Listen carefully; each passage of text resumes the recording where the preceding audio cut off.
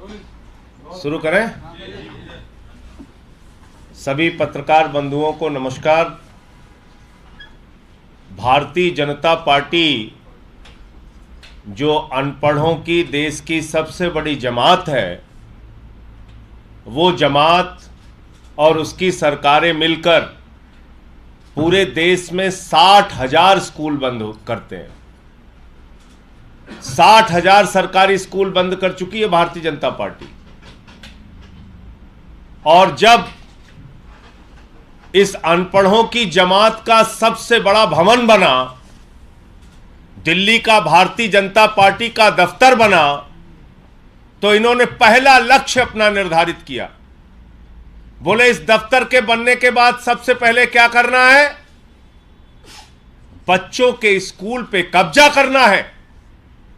अभी तक आपने माफियाओं पे बुलडोजर सुना होगा, गुंडों पे बुलडोजर सुना होगा, लेकिन नरेंद्र मोदी जी की सरकार मासूम बच्चों के स्कूल पे बुलडोजर चलाने जा रही है।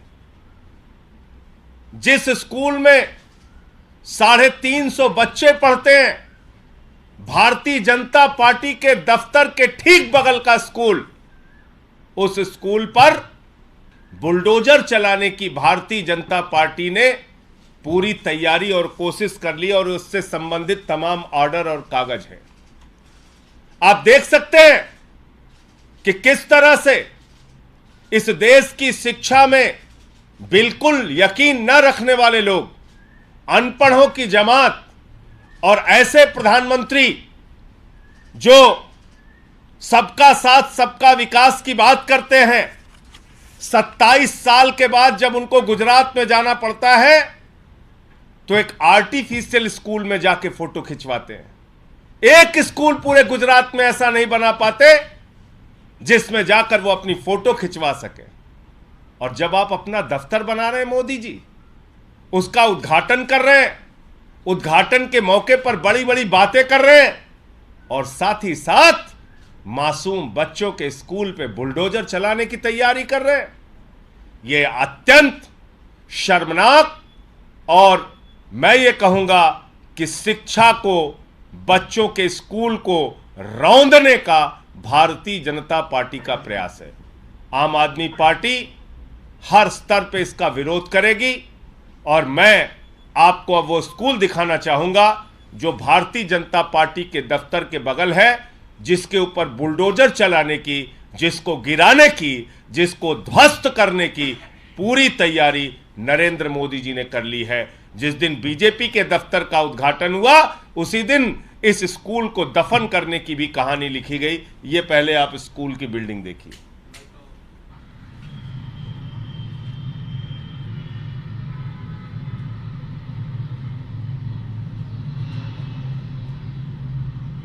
यह है देश का राष्ट्रीय अनपढ़ भवन, बीजेपी का दफ्तर।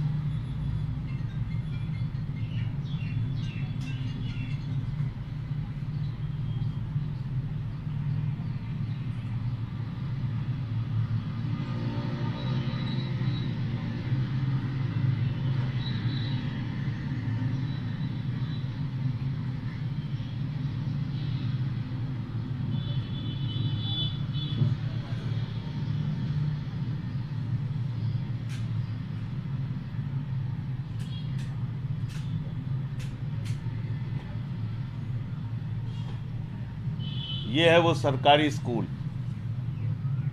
ये वो स्कूल है जिसको स्कूल का फोटो डाल, जिसके ऊपर बुलडोजर चलाने की भारतीय जनता पार्टी तैयारी कर रही है। इसकी स्कूल की फोटो भी, ये स्कूल की फोटो है, ये स्कूल की फोटो है। ये एमसीडी का स्कूल है और इसमें अलग अलग समय पे ये प्रस्ताव बनाए गए हैं। सीपीडब्ल्यूडी ने इसको ध्वस्त करने का, गिराने का, तोड़ने का, स्कूल शिफ्ट करने का आदेश दिया है। यहाँ आलीशान पार्क बनाया जाएगा अनपढ़ों के लिए, वहाँ अनपढ़ लोग आके बैठेंगे और बच्चों के स्कूल गिराए जाएंगे। ये है पूरी योजना। इस पे आपका कोई प्रश्न हो दुर्गेश जी से, मैं चाहूँगा आगे विस्तार से आपको बताएंगे। 350। इसमें लगभग 350 बच्चे पढ़ते हैं। 14 कमरों का स्कूल है। और इस स्कूल को, चूंकि आप वीडियो में देख रहे होंगे कि भारतीय जनता पार्टी के दफ्तर के ठीक बगल में स्कूल है। तो जैसे बड़े राजा महाराजा होते हैं, उनको अपने घर के सामने जब खड़े होते हैं, छत पे खड़े होते हैं, उनको लगता है यार ये थोड़ा अगर बगल वाली ज़मीन भी मिल जाए तो थोड़ा अपना सिस्टम और शानदार हो जाएगा।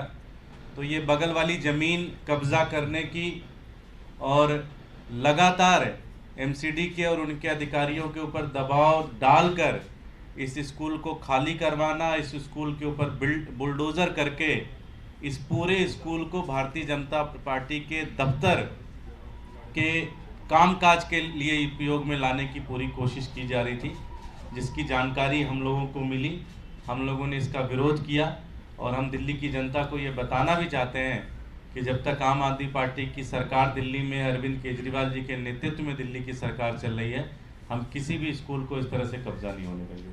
कोई प्रश्न? क्या रीजन दिया गया है सीपीडब्ल्यूडी की तरफ से, क्यों तोड़ रहे हैं? इन्होंने ये कहा कि ये जो पूरा का पूरा डीडीयू मार्ग है, इसका वो रीडेवलपमेंट करना चाहते हैं। रीडेवलपमेंट में इन्होंने कहा जी इस स्कूल को आप कहीं और लेके जाओ, इस स्कूल को थोड़ा सा हम कुछ पेड़ पौधे लगा देंगे, कुछ ग्रीनरी कर देंगे। रीडेवलपमेंट के नाम पे एक तरीके से इस पूरी जमीन को कब्जा करने की कोशिश। भाई रीडेवलपमेंट अगर करना है तो सबसे पहले तो बीजेपी का दफ्तर तोड़ना चाहिए। अगर रीडेवलपमेंट करना है डीडीयू मार्ग का, तो दोनों बीजेपी के जो दफ्तर बने हैं दफ्तर तोड़ दो, और भी यहाँ दफ्तर बने हैं उन सारे दफ्तर तोड़ दो, हम लोग का भी तोड़ दो, कांग्रेस वालों का भी तोड़ दो, जितने भी दफ्तर है सबको तोड़ो। रीडेवलप करना है तो सरकारी स्कूल तोड़ोगे बच्चों के? अगर आपको रीडेवलप करना है तो सबसे पहले आप सरकारी स्कूल जो बच्चों का है उसी को तोड़ेंगे, आप उस पर बुलडोजर चलाएंगे। तो ये देखिए आप, ये बहुत गंभीर बात है। अब तक ये अपराधियों पर बुलडोजर चलाने की नौटंकी करते रहे, यहां तो बच्चों के स्कूल पे बुलडोजर चला रहे हैं।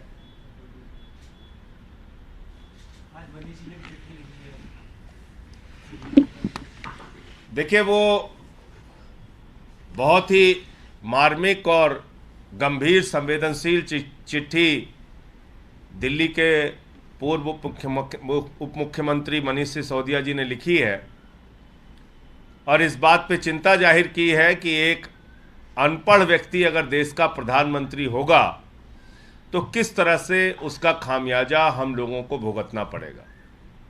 पहला, जैसे मैंने आपको बताया, सरकारी स्कूल, जनसंख्या देश की बढ़ रही है, बच्चे हमारे बढ़ रहे हैं, लेकिन सरकारी स्कूल बढ़ाने के बजाय 60,000 सरकारी स्कूल देश के अंदर भारतीय जनता पार्टी ने बंद किए हैं, जिसमें अकेले 26,000 सरकारी स्कूल देश के सबसे बड़े राज्य उत्तर प्रदेश में बंद हुए हैं। हजारों स्कूल बंद हुए हैं मध्य प्रदेश में, हजारों स्कूल बंद हुए हैं गुजरात में। करते क्या है ये लोग? इन्हीं के अपने प्राइवेट स्कूल हैं। प्राइवेट स्कूल के नाम पे भाजपा के नेता और मंत्री अपना धंधा चलाते हैं और सरकारी स्कूलों को तोड़ने का काम करते हैं। और मैंने आपको जैसा बताया कि जैसे ही भारतीय जनता पार्टी का राष्ट्रीय कार्यालय बना तो इन्होंने सबसे बड़ा राष्ट्रीय कर्तव्य अपना निर्धारित किया कि बच्चों का स्कूल सबसे पहले तोड़ो। स्कूल नहीं रहना चाहिए देश में। तो इस बात को लेकर मनीष सिसोदिया जी ने चिंता जताई है कि अगर देश के प्रधानमंत्री अनपढ़ होंगे, गैर पढ़े लिखे होंगे, सरकारी स्कूलों को बंद करेंगे तो बच्चों के भविष्य का क्या होगा और देश किन हाथों में इस समय है और किस दिशा में आगे बढ़ेगा, ये हम सब के लिए एक चिंता का विषय है। संजय जी, एमसीडी अब आपके हाथ में है, तो क्या आपके पास ऐसा कुछ प्रावधान है कि आप उसको रोक सकते हैं ऑर्डर को, या फिर आप? देखिए, दुर्गेश पाठक जी एमसीडी के नामित सदस्य भी हैं और मेयर भी आम आदमी पार्टी का है। हमने तो आपको सीपीडब्ल्यूडी और एमसीडी और मोदी सरकार की मिली भगत से जो ये बुलडोजर चलाने की कोशिश है उसका खुलासा आपके सामने किया। जहाँ तक दुर्गेश जी ने बताया, हमारी पार्टी, हम लोग पूरी तरीके से इसका विरोध करेंगे और ये बिल्कुल नहीं होना चाहिए कि बच्चों का स्कूल तोड़ के और भाजपाइयों का अनपढ़ पार्क बनाया जाए, इसके लिए ये ठीक बिल्कुल नहीं होगा। और ये जितने भी भवन खड़े हैं सब अडानी भवन है देश भर में। बीजेपी दफ्तर के नाम पे जितने बन रहे हैं सब अडानी का पैसा लग लग के बन रहा है। और आपका कोई प्रश्न हो? इससे थोड़ा हटके सवाल है, कल आप विपक्षी पार्टियों के बैठक में गए थे, एक बड़ी प्रेस कॉन्फ्रेंस भी हुई, 19 पार्टीज उसमें इन्वॉल्व है, लेकिन अब सवाल ये उठ रहा है कि अगर ये यूनाइटेड अपोजिशन का प्लेटफॉर्म लॉन्च होता है तो जो ग्रुप 8 था आपका मुख्यमंत्रियों का, नॉन बीजेपी नॉन कांग्रेस मुख्यमंत्रियों का, उसका फ्यूचर क्या होगा, फेट क्या होगा? देखिए, हर जगह के लिए अलग अलग स्ट्रेटेजी होती है। संसद के अंदर सरकार को कैसे घेरना है उसकी एक अलग प्रकार की रणनीति होती है। 19 राजनीतिक दल एक मंच पर एक साथ क्यों आए? मुद्दा क्या था? मुद्दा था मोदी अडानी भाई भाई देश बेच के खाई मलाई, यानी कि जो लाखों करोड़ का भ्रष्टाचार नरेंद्र मोदी जी ने अपनी राजनीतिक सत्ता को बचाए रखने के लिए आर्थिक सत्ता जो खड़ी की है अडानी के जरिए, उस घोटाले पे जेपीसी बनाओ। जेपीसी बनाने के लिए सरकार तैयार नहीं थी। इसको लेके पूरा संसद का सत्र चलने नहीं पाया, मोदी सरकार ने चलने नहीं दिया। और क्या मैसेज दिया पूरे देश को कि पूरे देश में लाखों करोड़ का घोटाला हो जाए, विदेशों से लाखों करोड़ काला धन अडानी की कंपनी में लगा दिया जाए, इंडिया बर्बाद हो जाए, लेकिन अडानी बर्बाद नहीं होना चाहिए। तो भारत के प्रधानमंत्री इंडिया के प्रधानमंत्री नहीं, अडानी के प्रधानमंत्री हैं, ये बात उन्होंने साबित कर दी। और इसलिए वो सारे लोग इकट्ठा हुए थे।